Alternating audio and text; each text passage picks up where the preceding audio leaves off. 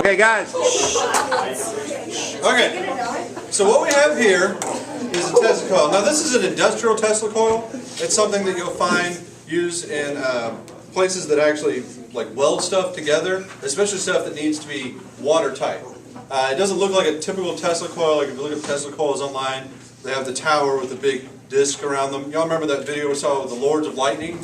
They're actually standing on top of Tesla coils. So they look a little bit different than this one.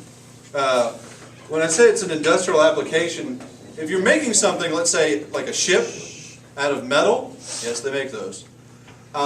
You probably don't want what? Water. Oh, you don't want what? Holes. Holes. Right? And so when you're welding this ship together, you want to make sure there's no holes. So what you can do is you can take a Tesla coil like this, turn it on, you'll run it back and forth, and any place there's holes there, you'll actually see the charge jump across the gap, and you can see exactly where there's any holes. Okay? So, we'll look at that in a second. So I'm going to start with this. So a hole in the hole? Huh? A hole in the hole? Yes. Alright.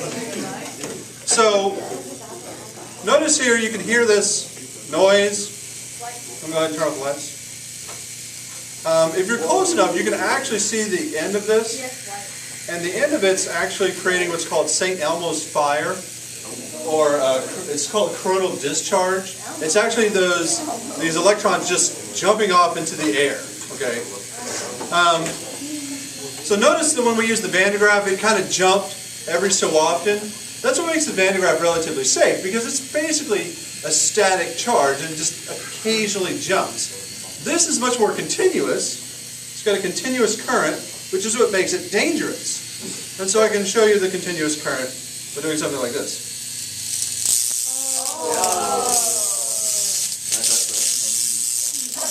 It would kill you. Not kill you. It would kill you. Wait, can you make it come from both sides of that thing? Like, put it right in the middle, like electricity thing? Well, this one's not grounded. So I'm using this because it's a ground. So if you look up here, I've got these little pie plates set on the table. And so what I'm going to do here is I'm going to put the charge into this one here, and notice that it will travel through the others, but they're not touching, so it's got to jump across a gap. Wait, what? I felt that. What's it on the metal?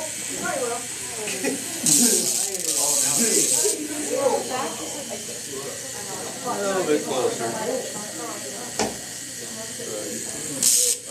There we go.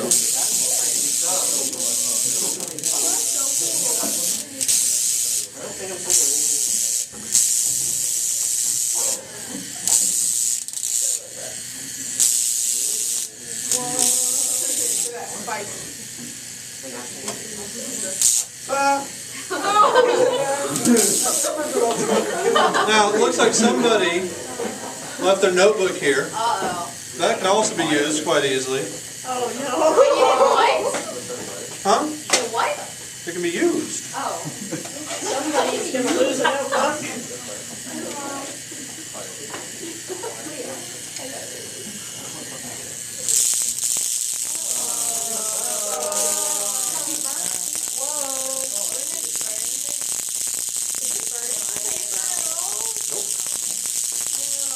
Why is it not burning the paper? You're using it as... Because it's what? I know. Yeah, it's using what we call the path of least resistance. And so the path of least resistance goes through the coil, not through the paper. Oh, that.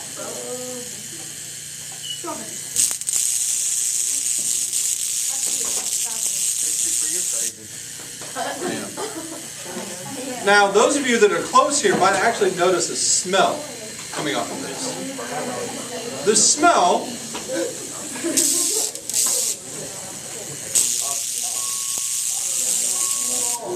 smell that you're smelling is actually 3 different gases that are produced by the interaction of the electricity going through the air very rapidly. It produces ozone, also known as O3. poisonous. Nitric oxide, poisonous. And nitrogen dioxide, poisonous. Only if you're a human. So, we tend not to use this very long for several of those reasons. Wait, so we're in the right now? So what's in this bottle here? Water. So notice I can send a charge right to that bottle too. Wait, what? Oh. Wait, can you do that again? Tornado or something?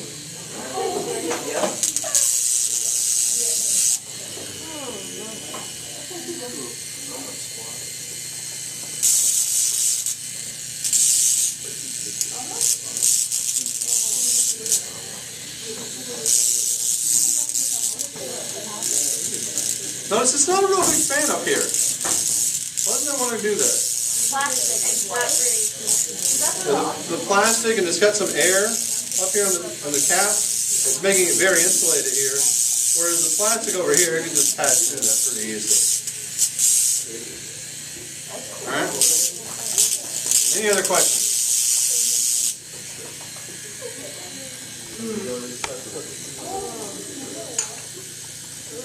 Oh, it's